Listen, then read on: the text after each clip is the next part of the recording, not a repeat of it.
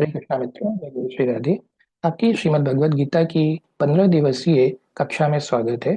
इसमें हम संपूर्ण श्रीमद् भगवद गीता के महत्वपूर्ण श्लोकों की चर्चा एवं अध्ययन संक्षिप्त रूप में करेंगे, जिसमें कि हम 15 दिनों में श्रीमद् भगवद गीता के 18 अध्यायों का अध्ययन करेंगे। आइए आज के पहले क्लास का प्रारंभ हम मंगलाचरण के द्वारा करते हैं। ओम अज्ञानतिमिरान्धस्य ज्ञानाञ्जनशलाकया चक्षुरुन्मीलितं येन तस्मै श्रीगुरुवे नमः। श्रीचैतन्यमनोभीष्टं स्थापितं येन भूतले स्वयं रूपः कदा मह्यं ददाति स्वपदान्तिकम्। श्रीकृष्ण चैतन्य प्रभु नित्यानंद श्री अद्वैत गदाधर श्रीवासदि गौड़ भक्तवृंद। हरे कृष्णा कृष्ण कृष्ण हरे हरे, हरे राम राम राम हरे हरे। श्रीमद् भगवद गीता की जय। आज की कक्षा में हम संक्षिप्त रूप में अध्याय 1 का अध्ययन करेंगे, परंतु उसके पहले हम आदि गुरु श्री शंकराचार्य द्वारा वर्णित श्रीमद् भगवद गीता का महात्म्य का अध्ययन अवश्य करेंगे। आइए इसके गीता महात्म्य के पहले श्लोक की तरफ चलते हैं, जिसमें कि कहा गया है, गीता शास्त्रम इदम पुण्यम यह पठेत प्रहता पुमान विष्णोः पादम अवाप्नोति भय शोकादिवर्जितः। अर्थात श्रीमद् भगवद गीता दिव्य साहित्य है। जो इसे ध्यान पूर्वक पढ़ता है और इसके उपदेशों का पालन करता है, वह भगवान विष्णु का आश्रय प्राप्त करता है, जो समस्त भय तथा चिंताओं से मुक्त हैं। जैसा कि हम जानते हैं कि भगवान श्री कृष्ण भगवान विष्णु रूप में इस पूरी सृष्टि के सृजनकर्ता, पालनकर्ता और संहारक हैं। यदि आप भगवान के श्रीमुख से निकली हुई श्रीमद् भगवद गीता का अध्ययन करते हैं, तो डेफिनेटली आप भगवान के श्री चरणों में नतमस्तक हैं और उनका आशीर्वाद आपको अवश्य ही प्राप्त होगा। आइए गीता महात्म्य 2 श्लोक पे चलते हैं। गीता अध्ययनशीलस्य प्राणायाम परस्य च नैव सन्ति हि पापानि पूर्वजन्म कृतानि च। अर्थात यदि कोई भगवद गीता को निष्ठा तथा गंभीरता के साथ पढ़ता है, तो भगवान की कृपा से उसके सारे पूर्व दुष्कर्मों के फलों का उस पर कोई प्रभाव नहीं पड़ता। हमने पिछले जन्मों और इस जन्मों में जो भी पाप किए हैं, उन सबों का या तो हमें फल भुगतना पड़ता है, अथवा यदि हम भगवान श्री कृष्ण के चरणों में सेवा करते हैं, उन्हें सरेंडर कर देते हैं, तो भगवान की कृपा से हमें उन फलों से छुटकारा मिल जाता है। तो श्रीमद् भगवद गीता एक ऐसा महापुराण है, भगवान के श्रीमुख से निकला हुआ, जिसका यदि हम अध्ययन मात्र कर लें, तो भगवान की कृपा से हमें हमारे पिछले जन्मों और इस जन्म के सारे पापों से मुक्ति मिल जाती है। गीता महात्म्य 3 के श्लोक में आदि गुरु शंकराचार्य कह रहे हैं, मलिने मोचनम पुंसा जल स्नानम दिने दिने सुकृत गीतामृत स्नानम संसार मलनाशनम।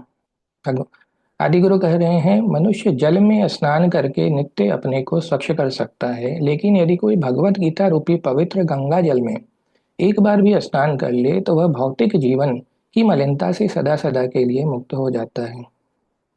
जैसा कि आप जानते हैं कि जीवन का उद्देश्य भगवान श्री कृष्ण की परम भक्ति, उनका प्रेम प्राप्त करना ही होता है, और इसका एक बहुत ही अच्छा साधन है भगवान के श्रीमुख से निकली हुई पवित्र गंगा अर्थात श्रीमद् भगवद गीता का अध्ययन करना, उसका श्रवण करना। इसके द्वारा आपको जो फल प्राप्त होगा, वो डेफिनेटली गंगा जल में स्नान करने से आप एक बार पवित्र होते हैं, परंतु यदि आप रोजाना श्रीमद् भगवद गीता का पठन पाठन श्रवण करते हैं, तो उससे भी अधिक आपको लाभ होगा। गीता महात्म्य 4 में चलते हैं। गीता सुगीता कर्तव्या किमन्योः शास्त्र विस्तरैः या स्वयं पद्मनाभस्य मुख पद्मा ध्वनिश्रुता। कहते हैं, क्योंकि श्रीमद् भगवद गीता भगवान के मुख से निकली है, अतएव किसी अन्य वैदिक साहित्य को पढ़ने की आवश्यकता नहीं रहती। केवल भगवद गीता का ही ध्यान पूर्वक तथा मनोयोग से श्रवण तथा पठन करना चाहिए। केवल एक पुस्तक श्रीमद् भगवद गीता ही पर्याप्त है, क्योंकि यह समस्त वैदिक ग्रंथों का सार है और इसका प्रवचन भगवान ने दिया है। देखिए, भगवान के द्वारा कही गई श्रीमद् भगवद गीता का यदि आपने अध्ययन कर लिया, तो आपको किसी दूसरे वैदिक साहित्य को पढ़ने की आवश्यकता नहीं है, क्योंकि ये भगवान के श्रीमुख से निकली है। और जितने भी पुराण उपनिषद वगैरह लिखे गए हैं, उन सबका पर्पस है भगवान के बारे में बताना, to glorify the transcendental nature of lord Shri Krishna. भगवान के ट्रांसेंडेंटल नेचर के बारे में बताने के लिए ही समस्त वैदिक उपनिषद पुराण आदि लिखे गए हैं। सो यदि आपने श्रीमद् भगवद गीता का केवल श्रवण कर लिया, पठन कर लिया, अपने जीवन में आचरण कर लिया, तो आपको कोई दूसरा ग्रंथ पढ़ने की आवश्यकता नहीं है। गीता महात्म्य 5 में चलते हैं। भारतामृत सर्वस्य विष्णु वक्त्रा दुनि श्रुतम गीता गंगोदकम पीत्वा पुनर्जन्म न विद्यते।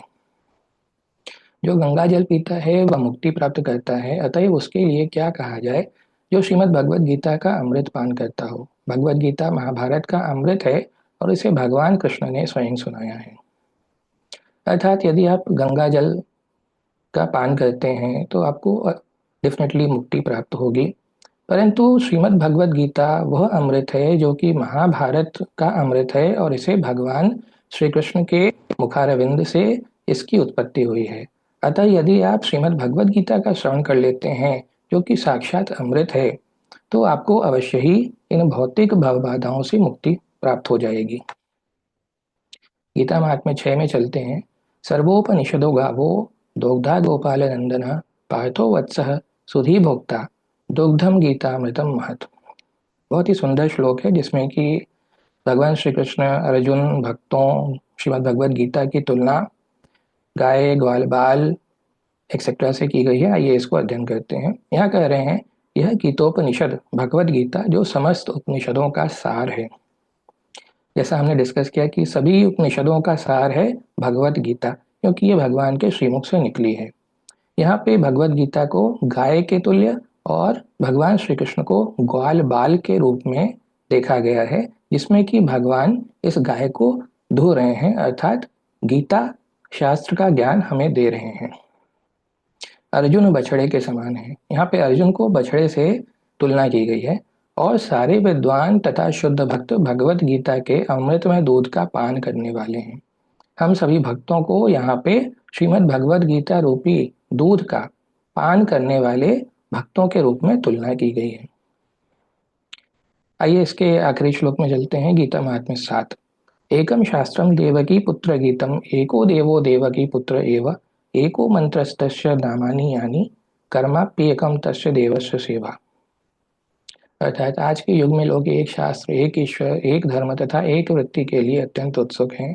अतएव सारे विश्व के लिए केवल एक शास्त्र भगवद गीता हो। इसमें यह कहा गया है कि पूरी दुनिया में केवल एक ही ईश्वर हो, केवल एक ही धर्म हो, वैष्णव धर्म हो, केवल एक ही ईश्वर हो, भगवान श्री कृष्ण हो। इससे क्या होगा, हम सबों में भेदभाव खत्म हो जाएंगे, सब लोग एक ही ईश्वर की उपासना करेंगे, एक ही धर्म रहेगा, तो सबों में दोस्ती और भाईचारा बढ़ेगा। कह रहे हैं सारे विश्व के लिए एक ही ईश्वर हो, देवकी पुत्र कृष्ण, एक ही मंत्र हो, एक ही प्रार्थना हो, उनके नाम का कीर्तन। तो यहाँ पे सबों से यह संदेश दिया है आदि गुरु शंकराचार्य ने कि सभी लोग एक ही भगवान की पूजा कीजिए, देवकी पुत्र कृष्ण की उपासना कीजिए और एक ही काम हो भगवान की सेवा, और एक ही महामंत्र हो जिसका कि कीर्तन करके हमें भगवत प्राप्ति प्राप्त होगी। और वह मंत्र कौन सा है?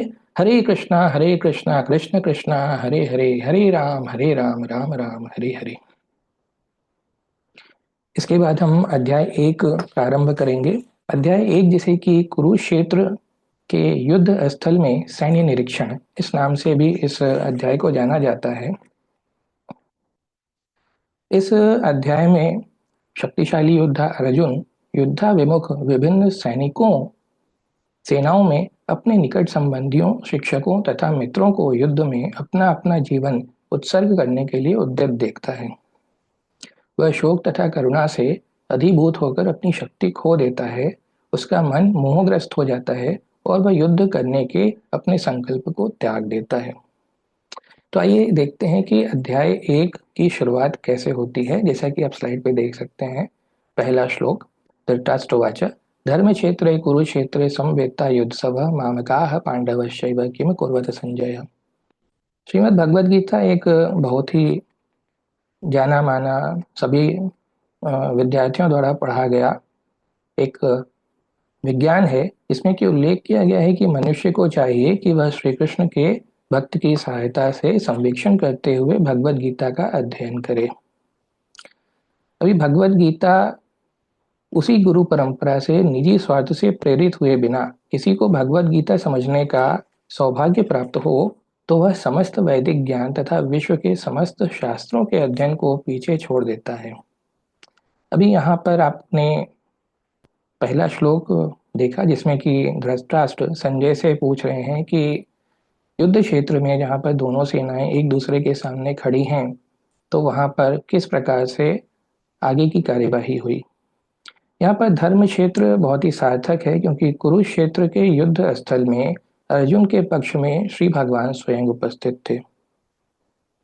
कौरवों का पिता धृतराष्ट्र अपने पुत्रों की विजय की संभावना के विषय में अत्यंत संदिग्ध था। अतः इसी संदेह के कारण उसने विदुर महात्मा से पूछा कि उन्होंने क्या किया। अभी यहाँ पर आप देखेंगे कि इस युद्ध को कुरुक्षेत्र में लड़ा जाना था, जिसका उल्लेख वेदों में स्वर्ग के निवासियों के लिए भी तीर्थ स्थल के रूप में हुआ है। अतः धृतराष्ट्र अत्यंत ही भयभीत थे कि इस पवित्र स्थल का युद्ध के परिणाम पर न जाने कैसा प्रभाव पड़े। धृतराष्ट्र को ये भली भांति ज्ञात था कि इसका प्रभाव अर्जुन तथा पांडु के अन्य पुत्रों पर अत्यंत अनुकूल पड़ेगा, क्योंकि स्वभाव से वे सभी पुण्यात्मा थे। संजय जी श्री व्यास के शिष्य थे, अतः उनकी कृपा से संजय धृतराष्ट्र के कक्ष में बैठे बैठे कुरुक्षेत्र के युद्ध स्थल का दर्शन कर सकते थे। इसलिए धृतराष्ट्र ने उनसे संजय जी से युद्ध स्थल की स्थिति के बारे में पूछा कि वहां पे किस प्रकार से दोनों सेनाएं एक दूसरे के आमने सामने खड़ी हुई हैं। अभी इस युद्ध स्थल में अर्जुन अपने युद्ध के रथ पे बैठे हुए थे और श्री कृष्ण से कहते हैं कि आप हमें दोनों सेनाओं के बीच में ले चलिए, जिससे कि हम देख सकें कि कौरव सेना में कौन हमसे लड़ने के लिए आया है। तो भगवान श्री कृष्ण उन्हें दोनों सेनाओं के बीच में ले जाते हैं और जहाँ पर वो अपने सभी संबंधियों को देखता है। दूसरी तरफ कौरवों की सेना में दुर्योधन भीष्म पितामह के पास में जाकर के प्रणाम करता है और युद्ध प्रारंभ करने की प्रार्थना करता है। कौरवों की सेना में भीष्म पितामह भी शंख बजाते हैं और पांडवों की सेना में भी सभी महारथी शंख बजाते हैं। आइए श्लोक संख्या 15 और 16 में देखते हैं कि उनके शंखों के बारे में चर्चा की गई है, जिससे कि युद्ध का प्रारंभ होता है। श्लोक संख्या 15 पढ़ते हैं। पांचजन्यम ऋषिकेशम देवदत्तम धनंजय पौंड्रम दद्मो महाशंखम भीमकर्मा वृकोदर अनंत विजयम राजा कुंतीपुत्रो युधिष्ठिरः नकुलः सहदेवश्च सुघोषमणिपुष्पकौ। तो यहाँ पर आप देखेंगे कि इन सभी शंखों के बारे में चर्चा की गई है कि भगवान कृष्ण ने अपना पांचजन्य शंख बजाया, अर्जुन ने देवदत्त नामक शंख बजाया और अति भोजी तथा अति मानवीय कार्य करने वाले भीम ने पौंड्र नामक भयंकर शंख बजाया।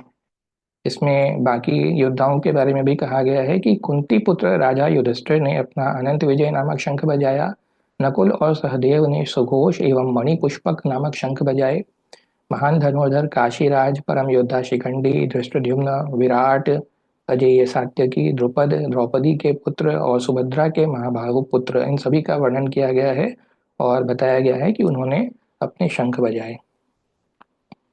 श्लोक संख्या 1.31 में चलते हैं।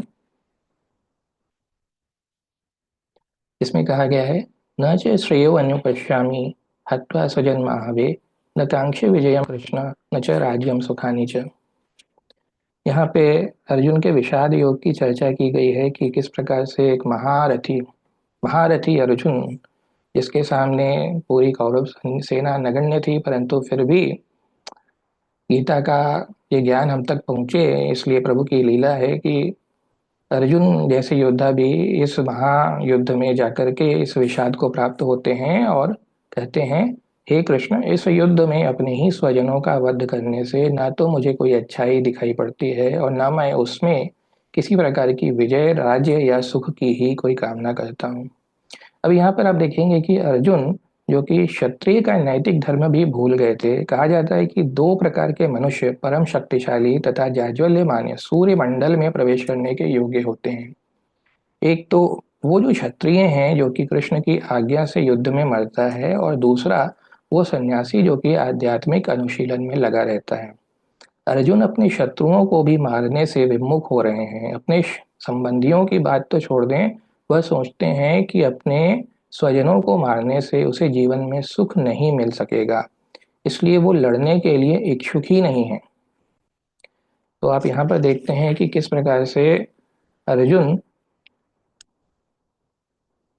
अर्जुन ऐसा चाहते थे कि वो युद्ध ना लड़ें, जिससे कि उन्हें कोई पाप ना लगे। इसके बजाय वो तो ये भी इस चीज के लिए भी तैयार थे कि वह जंगल में एकांतवास करके निराशा का एकांत जीवन बिताएं। वो समझते थे कि ये इवन युद्ध लड़ने से भी श्रेष्ठ है। तो इस प्रकार से उनमें एक विषाद उत्पन्न हो गया था कि क्यों ये युद्ध लड़ा जाए, जिसको लड़ने से उनके सभी बंधु बांधव उनके हाथों मारे जाएंगे, और यदि उनका हत्या हो जाता है तो ऐसा राज्य प्राप्त करके उन्हें कौन सा सुख प्राप्त होगा। आइए श्लोक संख्या 45 और 46 की तरफ चलते हैं, इसमें कि अर्जुन विषाद योग के बारे में और चर्चा की गई है। श्लोक संख्या 45 में कह रहे हैं, यदि माम प्रतिकारम शस्त्रम शस्त्रपाणय धातराष्ट्रारणे हन्युस्तन्मे क्षेमतरम भवेत्। यहाँ पे आप देखेंगे कि अर्जुन किस प्रकार से विषाद योग से ग्रसित हैं। वो कह रहे हैं कि यदि शस्त्रधारी धृतराष्ट्र के पुत्र मुझे निहत्थे तथा रणभूमि में प्रतिरोध न करने वाले को मारें तो यह मेरे लिए श्रेयस्कर होगा। युद्ध में क्या होता है कि क्षत्रियों के युद्ध नियमों के अनुसार ऐसी प्रथा है कि निहत्थे तथा विमुख शत्रु पर आक्रमण न किया जाए। परंतु अर्जुन इतने विषादग्रस्त थे कि उन्होंने ये निश्चय कर लिया कि शत्रु भले ही इस विषम अवस्था में उस पर आक्रमण कर दे, किंतु वह युद्ध नहीं करेंगे। अर्जुन ने इस पर विचार नहीं किया कि दूसरा दल युद्ध के लिए कितना उद्यत है। इन सब लक्षणों का कारण उसकी दयाद्रता है। उनके अंदर एक दया की भावना जागृत हो गई थी कि क्यों वो अपने बंधु बांधवों की हत्या करें, और ये इसलिए उत्पन्न हुई थी क्योंकि अर्जुन भगवान के परम शिष्य और महान भक्त थे। श्लोक संख्या 46 पढ़ते हैं, एवं उक्ता अर्जुन संख्ये रतुपस्थोपाविशत विसृज्य स शरम चापम शोक संविघ्न मानस। संजय ने यह श्लोक कहा है, इसमें अर्जुन के विषाद योग की चर्चा की गई है। संजय कहते हैं, युद्ध भूमि में इस प्रकार कहकर अर्जुन ने अपना धनुष तथा बाण एक ओर रख दिया और शोक संतप्त चित्त से रथ के आसन पर बैठ गए। इस अध्याय का ये लास्ट श्लोक है जिसमें कि अर्जुन की अवस्था के बारे में चर्चा की गई है। इसके पहले भी ये सब चर्चा की गई थी कि उनका हाथ से गांडी छूट रहा है, उनके हृदय में कंपन हो रहा है और वो विषाद से पूर्ण रूप से युक्त हो चुके हैं। तो यहाँ लास्ट श्लोक में अर्जुन के बारे में कहा गया है कि अपने शत्रु की स्थिति का अवलोकन करते समय अर्जुन रथ पर खड़े हो गए थे, किंतु वह शोक से इतने संतप्त हो गए थे कि अपना धनुष बाण एक ओर रखकर रथ के आसन पर पुनः बैठ गए। ऐसा दयालु तथा कोमल हृदय व्यक्ति जो भगवान की सेवा में रत हो आत्मज्ञान प्राप्त करने के योग्य है। तो अर्जुन के इस एपिसोड से हम ये समझते हैं कि ये एक माध्यम है जिससे कि भगवान गीता का ज्ञान हम तक पहुंचा सकें। अभी यहाँ पर अर्जुन पूर्ण रूप से विषाद युक्त हो गए हैं और अपना धनुष भी रख दिया है और रथ पर बैठ गए हैं। अभी इस प्रकार के जितने भी प्रश्न अर्जुन ने पूछे हैं उनका उत्तर भगवान श्री कृष्ण अध्याय 2 में देंगे, जिसमें हम वापस अगले एपिसोड में चर्चा करेंगे। इस प्रकार से हमारा आज का चैप्टर 1 यहाँ पे